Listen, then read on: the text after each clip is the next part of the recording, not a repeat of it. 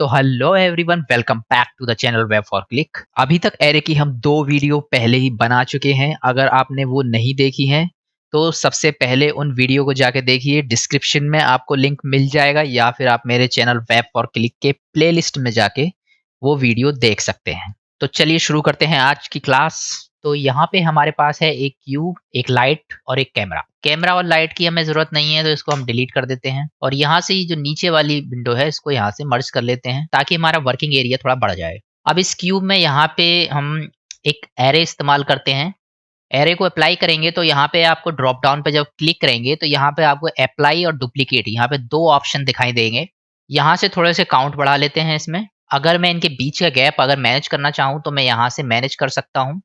अभी आप इसमें देख सकते हैं कि अगर मैं इसको मूव करता हूँ कि सारे के सारे क्यूब इसमें मूव हो रहे हैं और सारे के सारे क्यूब इसमें चिपके हुए हैं।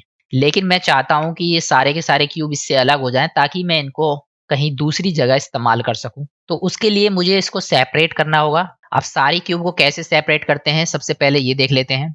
यहाँ पे मैंने आपको ड्रॉप डाउन में 2 ऑप्शन दिखाए थे, अप्लाई और डुप्लीकेट। तो सबसे पहले अगर मैं आपको बता दूं कि किसी भी एरे में जब तक हम अप्लाई नहीं करेंगे वो एरे उसमें एप्लीकेबल नहीं होती है। अगर आप कहीं भी एनिमेशन के लिए या कहीं पे भी एरे को इस्तेमाल कर रहे हैं तो वहां पे आपको परेशानी आ सकती है। तो हमेशा कभी भी एरे का इस्तेमाल हो जाए तो तुरंत यहाँ से अप्लाई का बटन दबा के आप उस एरो को कंप्लीट करें। फिलहाल के लिए अगर हम इनको सेपरेट करना चाहते हैं तो मैं सबसे पहले सेलेक्ट करूंगा और टैब बटन दबाऊंगा। अभी आप देख सकते हैं कि मैं यहाँ पे एक बार में सिर्फ एक ही क्यूब को सेलेक्ट कर सकता हूँ। अगर मैं यहाँ पे ए बटन दबाने की कोशिश करूंगा तो इसमें सारे क्यूब मेरे सेलेक्ट नहीं हो पा रहे हैं और जब तक ये सारे क्यूब यहाँ पे सेलेक्ट नहीं होंगे मैं इनको सेपरेट नहीं कर सकता। इसका रीजन ये है कि मैंने अभी तक इसमें जो एरे यहाँ पे इनके बीच का गैप बनाया है वो यहाँ पे अभी मैंने इसको अप्लाई नहीं किया है। तो जैसे ही मैं इसको यहाँ पे अप्लाई कर दूंगा अब मेरा एरे इसमें एप्लीकेबल हो चुका है और जैसे ही मैं अब टैब दबा के वापस जाऊंगा आप देख सकते हैं कि सारे के सारे ऑब्जेक्ट को अब मैं ए दबा के सेलेक्ट कर सकता हूँ। अब अगर मुझे ये सेपरेट करने हैं सिंपली कीबोर्ड से पी बटन दबाना है और यहाँ पे सबसे लास्ट में एक ऑप्शन दिखेगा आपको बाय लूज पार्ट्स। इस पे मैं जैसे ही क्लिक करूंगा आप देखेंगे कि यहाँ पे आउटलाइनर में मेरे पास में सारे क्यूब अलग हो चुके हैं और एक अलग अलग उनकी नंबरिंग होके मेरे सामने आ चुकी है। तो इस तरीके से जो भी एरे हम अप्लाई करते हैं हम अपने ऑब्जेक्ट को इस तरीके से अलग अलग कर सकते हैं। अब मैं वापस टैब दबा के ऑब्जेक्ट मोड में जाऊंगा और अगर मैं इनको सेलेक्ट करूंगा तो अब इन्हें अलग अलग मैं यहाँ पे इस्तेमाल कर सकता हूँ। तो ये था एरे में सारे ऑब्जेक्ट्स को अलग अलग करने का तरीका। चलिए आगे बढ़ते हैं। इन क्यूब को मैं यहाँ से डिलीट कर देता हूँ। अब मेरे पास एक क्यूब है। फोकस में लाने के लिए मैं होम वाला बटन दबाऊंगा और यहाँ से मैं इसमें दोबारा से एक एरे अप्लाई कर देता हूँ। अब इसमें दूसरा ऑप्शन है मेरे पास डुप्लीकेट का। इसको देख लेते हैं इसको कैसे इस्तेमाल करते हैं।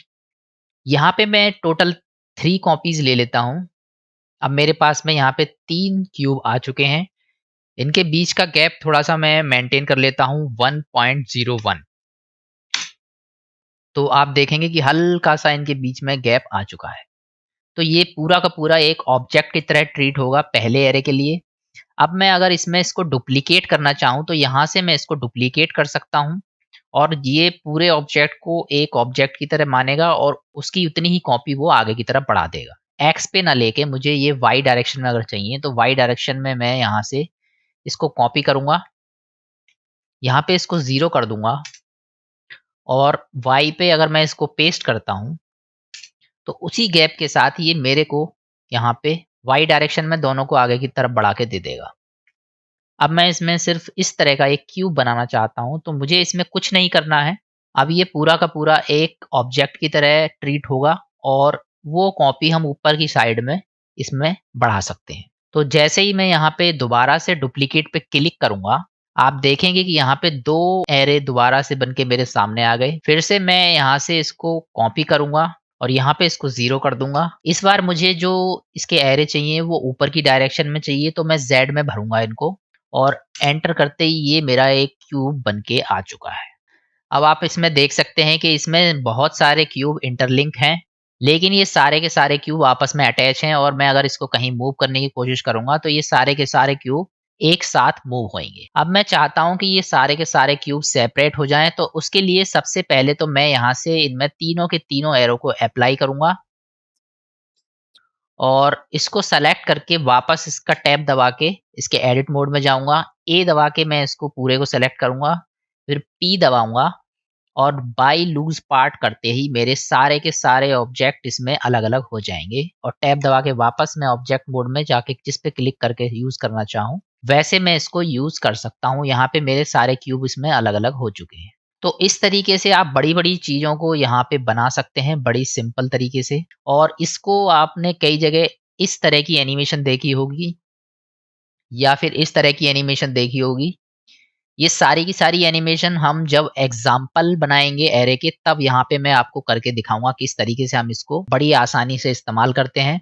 तो आई होप कि आपको सेपरेट करना आ चुका होगा। तो फिलहाल के लिए मैं अभी सारी चीज़ों को डिलीट कर देता हूँ और अब थोड़ा सा आगे बढ़ते हैं। यहाँ पे एक क्यूब ले लेते हैं और फिर से इसमें एक एरे अप्लाई करेंगे। यहाँ पे जो एरे की विंडो आपको दिखाई दे रही है इसमें मैं बहुत सारी चीज़ों को पहली 2 वीडियो में कवर कर चुका हूँ। ये सारे थंबनेल, ये अप्लाई और डुप्लीकेट जो मैंने अभी आपको बताए, सारे के सारे ये fixed count, length curve, relative offset और कांस्टेंट ऑफसेट तो हम इसमें कवर कर चुके हैं। तो रिलेटिव ऑफसेट में आपने देखा कि हम यहाँ से काउंट जितने चाहें उतने बढ़ा सकते हैं और इनके बीच जितना गैप मेंटेन करना चाहें हम मेंटेन कर सकते हैं। और इसमें सिर्फ एक ही ऑब्जेक्ट है जिसकी कॉपी बन के आगे की तरफ जाती है। इसमें हमें किसी दूसरे ऑब्जेक्ट की जरूरत नहीं पड़ती है। लेकिन यहाँ पे जो ऑब्जेक्ट ऑफसेट इसमें ऑप्शन दे रखा है, जैसा कि इसका नाम सजेस्ट कर रहा है ऑब्जेक्ट, तो सबसे पहले हमें एक दूसरा ऑब्जेक्ट लेना पड़ेगा। उसी के अकॉर्डिंग ये यहाँ पे काम करता है। सबसे पहले मैं इसमें एक दूसरा ऑब्जेक्ट ले लेता हूँ और यहाँ पे एक स्फेयर लेता हूँ और इसको थोड़ा सा इसमें इधर की साइड बढ़ा देता हूँ। इस क्यूब में मैंने पहले से इसमें एरे लगा रखी है और यहाँ पे जैसे ही मैंने इसमें ऑब्जेक्ट ऑफसेट का यहाँ पे क्लिक किया तो आपने देखा यहाँ पे एक नया ऑप्शन हाईलाइट हो गया, ऑब्जेक्ट। तो ये जो नया ऑब्जेक्ट हमने बनाया है हम यहाँ पे इसको इस्तेमाल कर सकते हैं। इस्तेमाल करना बहुत ही आसान है। या तो सिंपली मुझे यहाँ पे क्लिक करना होगा और जो भी ऑब्जेक्ट मेरे पास में बने हुए होंगे उसमें से जिस ऑब्जेक्ट में ये अप्लाई करना है वहां पे इसको सेलेक्ट कर सकते हैं। या फिर मेरे पास यहाँ पे एक ड्रॉपर दिया है, इस ड्रॉपर को जस्ट सिर्फ यहाँ से टिक करना है और जैसे ही मैं इस ऑब्जेक्ट पे इस पे क्लिक करूंगा आप देखेंगे कि यहाँ पे इसने मेरे को जितने मेरे 6 काउंट थे तो 6 क्यूब मेरे बनके यहाँ मेरे सामने आ गए।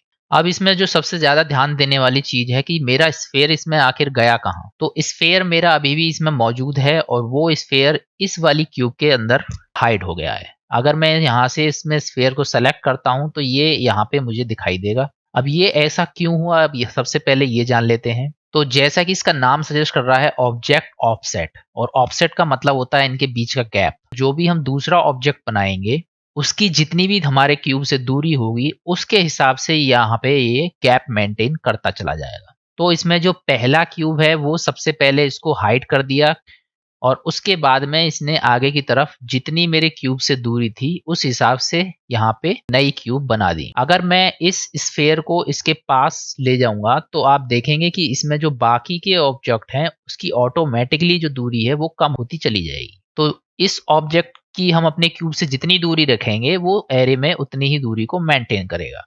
अब इसमें आगे की चीजों को देखते हैं। यहाँ पे अगर मैं एन दबाता हूं तो मेरे सामने एक आइटम पे अगर मैं क्लिक करूंगा तो एक ट्रांसफॉर्म विंडो मेरे सामने खुल के आएगी। और यही ट्रांसफॉर्म विंडो अगर मैं प्रॉपर्टीज में जाऊंगा और ये ऑप्शन आपको यहाँ पे दिखाई देगा, इस पे अगर मैं क्लिक करता हूं तो साइड में ये ट्रांसफॉर्म का ऑप्शन मेरे पास आ जाएगा। ये दोनों एक ही ऑप्शन है और कहीं से भी हम इसमें इस्तेमाल कर सकते हैं। फिलहाल मैं इसको यहाँ पे एरे पे सेट कर देता हूँ। अब आप देख रहे हैं कि जो मेरा स्फेयर है उसमें इधर की साइड ये पूरा का पूरा जो क्यूब है वो जा रही है, लेकिन मैं चाहता हूं कि ये क्यूब इधर ना जाके इधर की साइड आए या ऊपर की साइड जाए। तो वो कैसे मैनेज करेंगे वो चीज यहाँ पे देख लेते हैं। अगर मुझे ये वापस दूसरी साइड करनी है तो सिंपली क्या करना है कि यहाँ पे आप देखेंगे लोकेशन में ऑब्जेक्ट में एक्स में इसने दे रखा है कि 5 मीटर की लेंथ की ये क्यूब यहाँ पे सेपरेट हो रही है। तो यहाँ पे मुझे सिंपली यहाँ पे माइनस दबाना है और जैसे ही मैं इसमें माइनस दबाऊंगा और एंटर मारूंगा तो आप देखेंगे कि यहाँ पे जो इसका एरिया है वो चेंज हो चुका है। अब इधर से ना होके ये इधर की साइड आ चुकी है। तो वास्तव में जो हमारा स्फेयर था वो वहां से हटके अब इधर आ गया, तो ये सारे क्यूब यहाँ पे इधर की साइड आ गए।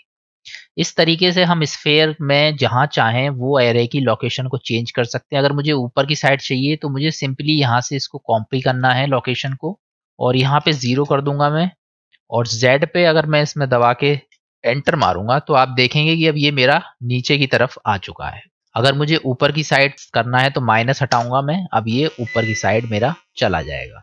और अगर मैं इसको स्केल करना चाहता हूं तो मैं इसको स्केल भी कर सकता हूं। यहाँ पे मुझे सिंपली इसमें थोड़ा सा ये दबाना है, आप देखेंगे कि इसमें जो क्यूब है वो स्केल हो चुका है। वाई पे अगर दबाना है तो मैं थोड़ा सा वाई पे करूंगा इसको और ये मेरा स्केल हो जाएगा। अगर मुझे इनके बीच का थोड़ा सा ऊपर नीचे करना है तो मैं जेड में थोड़ा सा करूंगा और ये वास्तव में ये इसके क्यूब को स्केल करेगा।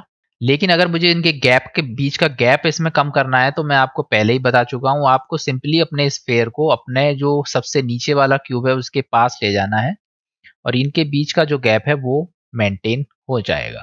जो इंपॉर्टेंट चीज जो इसमें जानने की है वो ये है कि अगर मैं इस ऑब्जेक्ट को यहाँ से हटाना चाहूँ तो अब मैं यहाँ से इसको नहीं हटा सकता, और अगर हटाने की कोशिश करूंगा तो आप देख रहे हैं कि उसमें जो मेरा एरे है वो उसके हिसाब से चेंज हो जाएगा। अब मेरे पास क्या ऑप्शन है कि मैं चाहता हूं कि मेरा जो स्फीयर है उसके साइड में हो और मैं उसके हिसाब से इसको मेंटेन करूं। तो वो कैसे करते हैं वो देख लेते हैं। इसके लिए मैं इसको डिलीट कर देता हूं यहाँ से और फिर से इसमें एक क्यूब लेता हूं, एन दबा के ट्रांसफॉर्म विंडो को बंद कर लेते हैं। अब मैं यहाँ पे दोबारा से एक स्फीयर लेता हूं, इस बार मैं इसमें क्यूब को थोड़ा सा इधर की साइड कर देता हूं।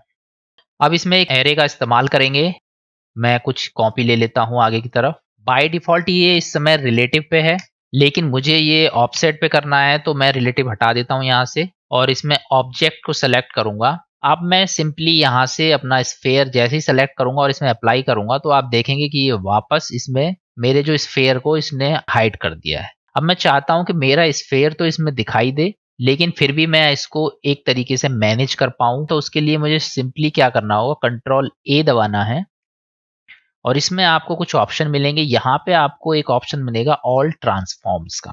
जैसे ही मैं इस ऑल ट्रांसफॉर्म पे क्लिक करूंगा तो आप देखेंगे कि सारे के सारे एरे इस क्यूब के अंदर आ चुके हैं और मेरा जो स्फेयर था अब इससे अलग हो चुका है। तो फिर ये ऐसा क्यों हुआ ये जान लीजिए। कंट्रोल ए दबाते ही इसमें एक ऑल ट्रांसफॉर्म पे जैसे मैंने क्लिक किया तो हमारा ये जो ऑप्शन है ये हमें इस चीज की फ्रीडम देता है कि हम अपने ऑब्जेक्ट से अलग हटके ट्रांसफॉर्म इसमें इस्तेमाल कर सकते हैं।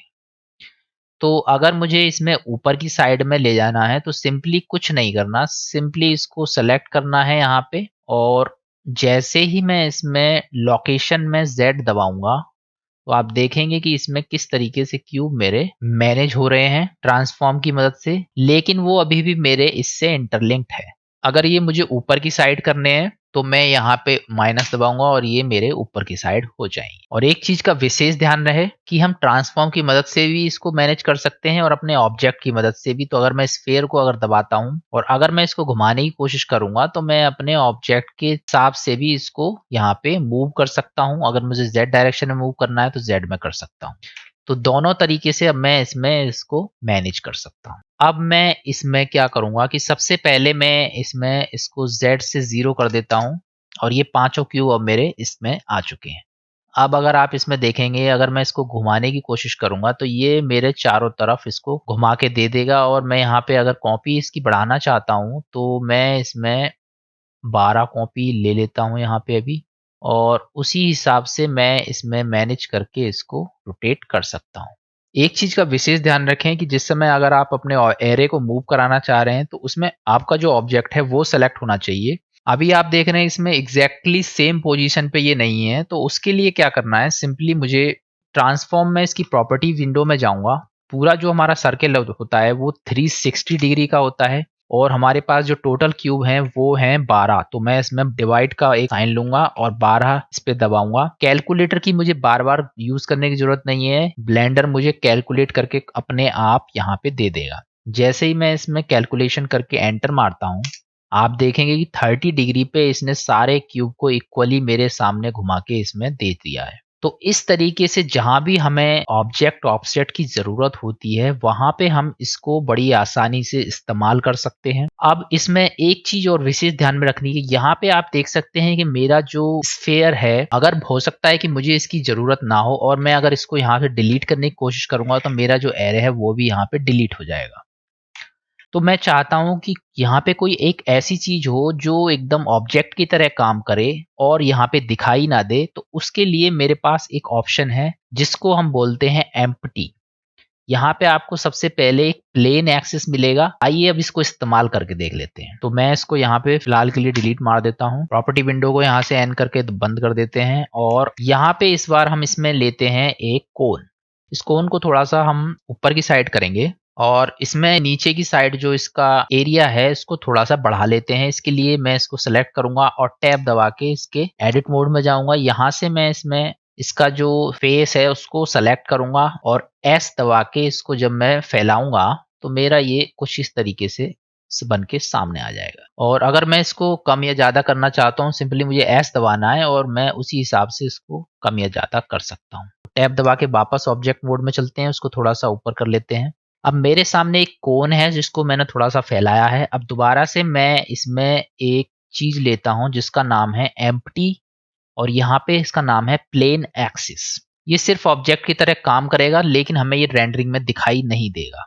और इसमें एरे अगर हम इसमें इस्तेमाल करते हैं तो आपने देखा कि यहाँ पे 2 बन चुके हैं। यहाँ पे मैं इसको बढ़ा लेता हूँ, काउंट करके 6 कर लेता हूँ। बाय डिफॉल्ट मेरा रिलेटिव ऑफसेट सिलेक्टेड है तो मैं इसको हटा के यहाँ से ऑब्जेक्ट ऑफसेट पे क्लिक करूंगा। यहाँ पे प्लेन एक्सिस है, ये यहाँ पे आ चुका है एम्प्टी। और जैसे ही मैं इस पे एम्प्टी पे क्लिक करूंगा आप देख सकते हैं कि ये कोन में एरे अप्लाई हो चुका है। मैं चाहता हूं कि ये नीचे की जगह ऊपर की साइड आए तो मैं सिंपली अपनी ट्रांसफॉर्म विंडो में जाऊंगा और यहाँ पे इसमें जो जेड डायरेक्शन में आप देख सकते हैं इतने मीटर का जो गैप आ चुका है। यहाँ पे सिर्फ मुझे माइनस टाइप करना है ताकि उसकी जो डायरेक्शन है वो चेंज हो जाए। तो आप देखेंगे ये ऊपर की साइड में चेंज हो चुका है। अब इसमें एक चीज जो विशेष ध्यान देने वाली बात है वो ये है कि इसका जैसे कि नाम है ऑब्जेक्ट ऑफसेट, तो यहाँ पे आप देख सकते हैं अगर मैं इसमें एम्प्टी को सेलेक्ट कर रहा हूँ तो इसमें मेरे पास कोई चेंजेस नहीं आ रहे हैं, लेकिन एरे को सेलेक्ट कर रहा हूँ तो ये यहाँ पे एक चेंजेस मुझे दे रहा है। अब मैं चाहता हूँ कि इसमें जो ऊपर का हिस्सा है उसको पतला किया जाए और नीचे का हिस्सा इसमें मोटा किया जाए। तो अगर मैं स्केल से करने की कोशिश करूंगा तो ये इसमें ठीक से नहीं हो रहा है। उसका रीजन ये है कि आपको जो भी चीज यहाँ पे अप्लाई करनी है वो सिर्फ और सिर्फ अपने ऑब्जेक्ट में अप्लाई करनी है, यानी कि एम्प्टी में अप्लाई करनी है।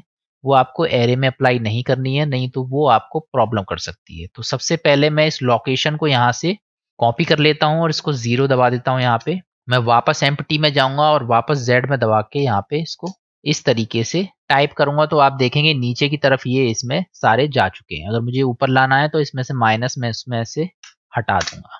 अगर मुझे ये ऊपर का हिस्सा पतला करना है तो मैं सिंपली यहाँ से इसको पतला कर सकता हूँ और थोड़ा सा इसको बढ़ाते हैं 0.8 और 0.8।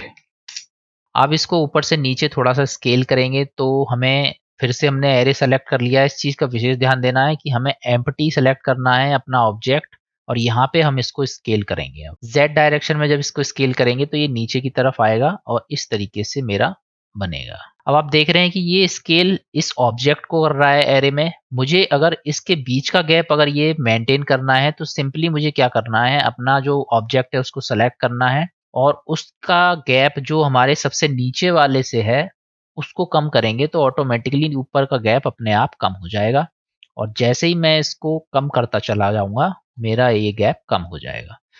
तो आप देख सकते हैं कि यहाँ पे एक ट्री बन चुकी है जिसमें सिर्फ मुझे अब शिफ्ट ए दबा के एक सिलेंडर लेना है और इस सिलेंडर को एस दबा के स्केल करेंगे थोड़ा सा, फिर से एस दबाएंगे और जेड डायरेक्शन में इसको थोड़ा सा मूव कर लेंगे और ये मेरी एक ट्री बन चुकी है। तो इस तरीके से मेरा ये ऑब्जेक्ट बन चुका है और अब मुझे सिंपली अगर इसको कहीं मूव करना है तो इस पूरे को सेलेक्ट करेंगे और यहाँ से इसको इधर की साइड मूव करेंगे। ध्यान रहे कि मूव करते समय सारा सेलेक्ट होना चाहिए जितने भी ऑब्जेक्ट हैं।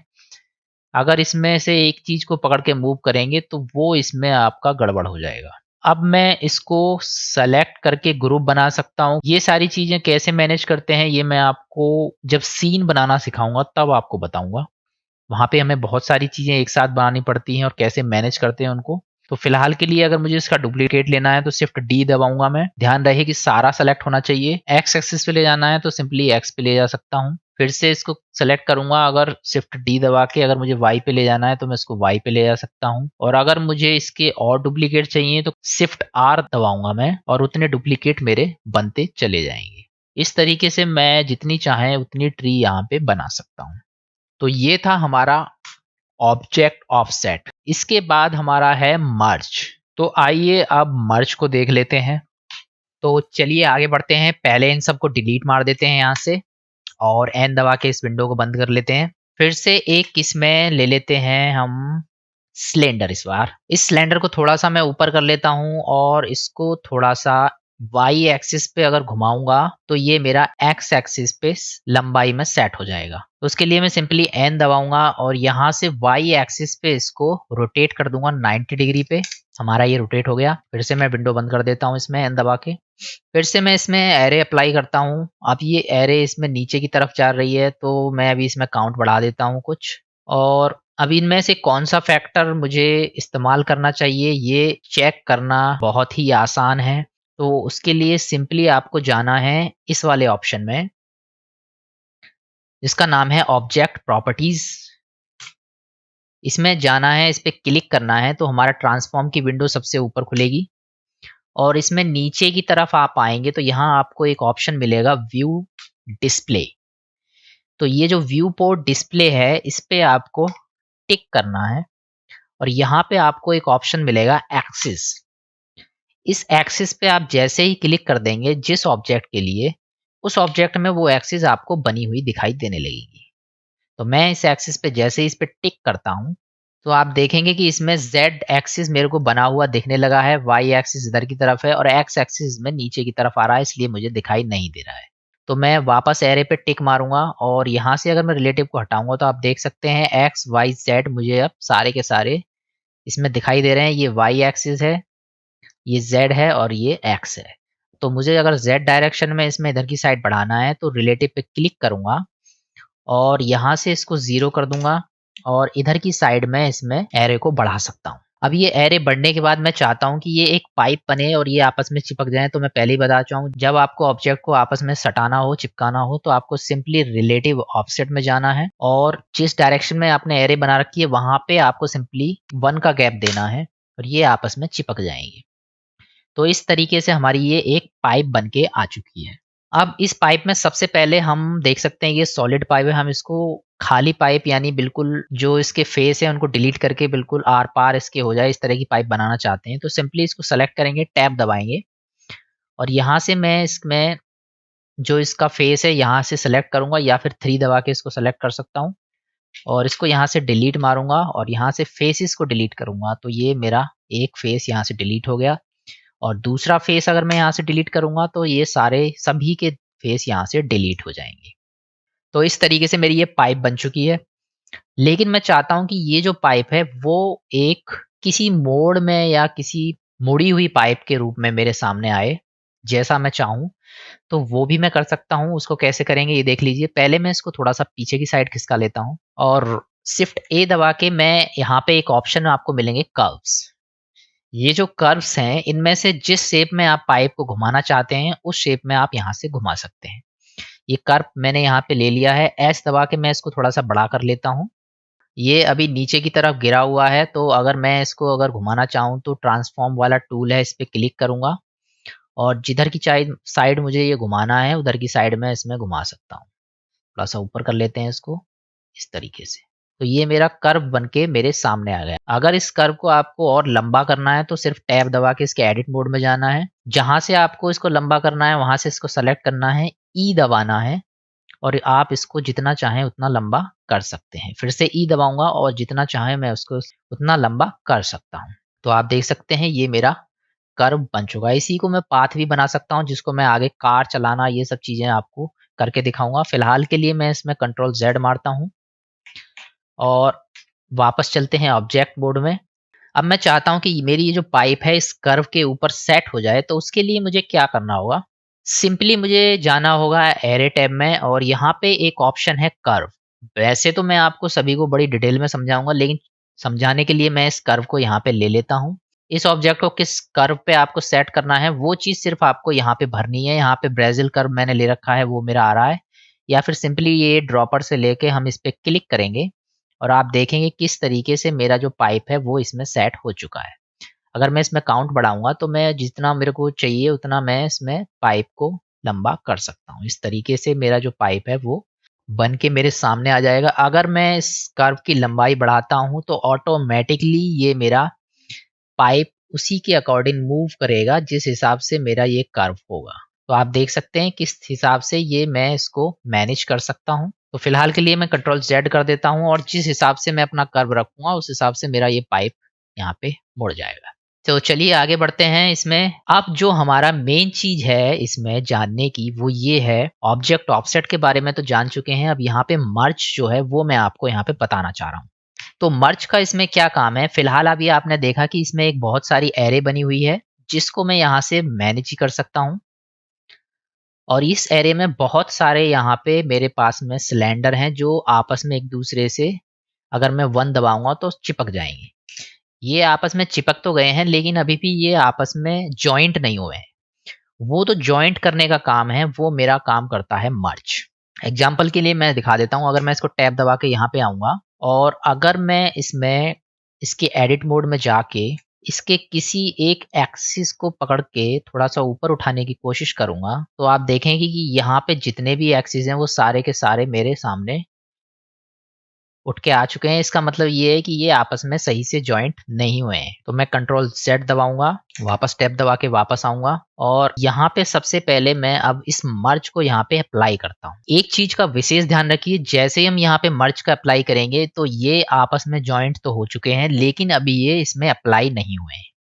जैसा कि मैंने आपको स्टार्टिंग में बताया था, जब तक हम कोई भी चीज यहाँ पे अप्लाई नहीं करेंगे तब तक वो उसमें काम करना शुरू नहीं करेगी। बहुत सारी चीजें आपको ऐसी मिल जाएंगी जो आपको यहाँ पे टिक करने के बाद भी काम नहीं करेंगी जब तक कि आप उसको अप्लाई ना कर दें। तो मर्ज मैंने यहाँ पे टिक कर दिया और मैं आपको दिखाने के लिए यहाँ दिखा देता हूँ दोबारा से। और मैं इसके किसी एक एक्सिस को पकड़ के अगर ऊपर की तरफ खींचूंगा तो अभी भी इसमें जो आप देखेंगे किस तरीके से हमारा एक छेद बन के सामने आ रहा है, यानी कि ये आपस में अभी भी काम नहीं कर रहे हैं। तो कंट्रोल Z कर लेते हैं और वापस टैब दबा के वापस चलते हैं। अब मैं इसमें अप्लाई करने जा रहा हूँ। एक चीज जो विशेष ध्यान में देनी है, नीचे से कभी अप्लाई नहीं करना है, अप्लाई हमेशा ऊपर से करना है। एग्जाम्पल के लिए मैं दिखा देता हूँ। अगर मैं यहाँ से इसको अप्लाई करूंगा तो आप देखेंगे किस तरीके से मेरा ये बिगड़ गया। तो कंट्रोल Z दबाऊंगा मैं यहाँ पे और ऊपर से इसमें जब अप्लाई करूंगा और इसको भी यहाँ से मैं अप्लाई कर देता हूँ, अब मेरा ये जो है ये आपस में जॉइंट हो चुका है और ये मेरा एक पाथ बन चुका है जिसको मैं चाहूँ तो हाइड भी कर सकता हूँ। अब मुझे इसकी जरूरत नहीं है। तो फिलहाल के लिए मैं एडिट में जाऊंगा इसका टैब दबा के और अब मैं अगर यहाँ पे कोई भी चीज को ऊपर उठा के दिखाऊंगा आपको तो आप देखेंगे किस तरीके से ये इसमें अब जॉइंट हो चुका है और अब ये इसमें कहीं पे भी छेद बन के सामने नहीं आएगा। और आएगा भी तो ये इसको एक साथ ऊपर की तरफ उठाएगा, ना कि उसमें सिंगल एक पाइप को। इसका मतलब ये है कि अब ये पाइप आपस में जॉइंट हो चुकी हैं और ये अब कहीं पे भी हम इसको इसमें इस्तेमाल कर सकते हैं बड़ी आराम से। तो इसने सारे के सारे पाइप को आपस में जॉइंट कर दिया है। इस तरीके से काम करता है हमारा ये मर्ज ऑप्शन। तो होप कि मर्ज भी आपको समझ में आ चुका होगा। तो फिलहाल के लिए मैं इसको डिलीट करता हूँ और दोबारा से इसमें एक क्यूब ले लेते हैं, शिफ्ट A दबाएंगे, एक क्यूब ले लेते हैं यहाँ पे।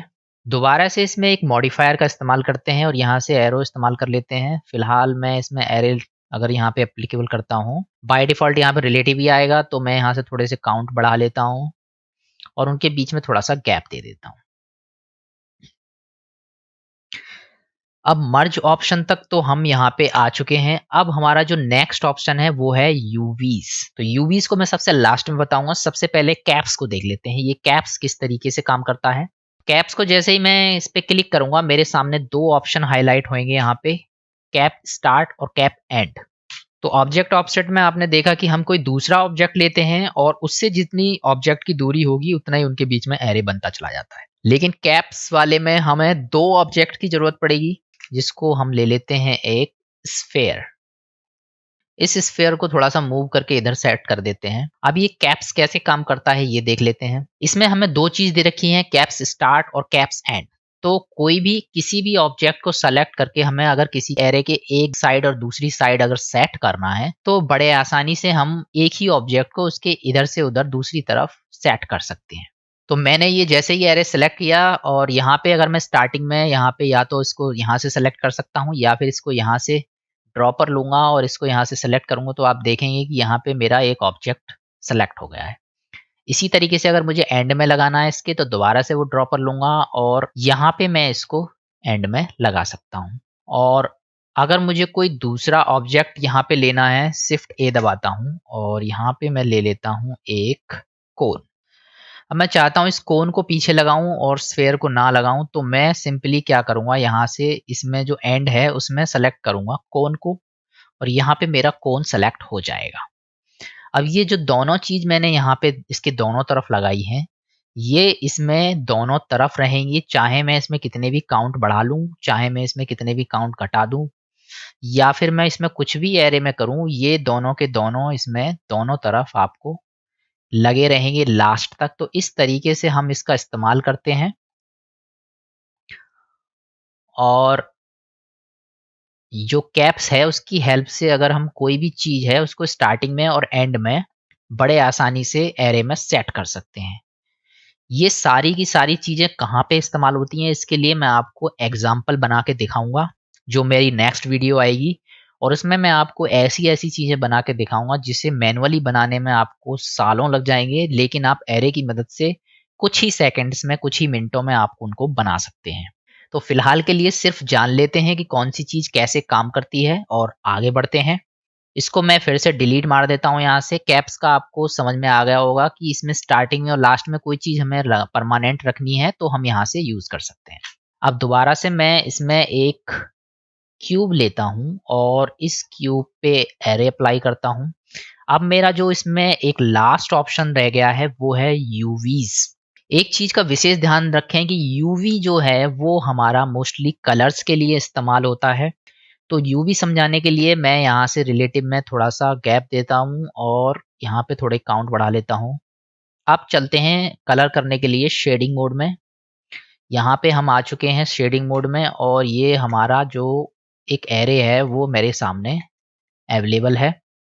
एरे को सेलेक्ट करके सबसे पहले इसमें एक नया मटेरियल इस्तेमाल करेंगे। तो जैसे मैं न्यू पे क्लिक करूँगा मेरे सामने एक मटेरियल बन के आ चुका है। ये मटेरियल मैं मॉडलिंग में भी इस्तेमाल कर सकता हूँ। यहाँ पे ये मटेरियल मैं पहले ही आपको पहली ही क्लास में सारी चीज़ें मैंने बता दी थी। सिर्फ टैब दबा के मुझे वापस बाहर जाएंगे इसमें और इस पे क्लिक करेंगे और यहाँ पे मटेरियल्स मेरे सामने आ चुका है। ये मैंने पहले ही इसमें ऐड कर दिया है इसलिए ये सारे ऑप्शन बन के सामने आ रहे हैं। नहीं तो आप यहाँ पे अगर मुझे ये मटेरियल डिलीट करना है तो मैं सिंपली इस पे कट पे क्लिक करूँगा और ये मटेरियल यहाँ से डिलीट हो जाएगा।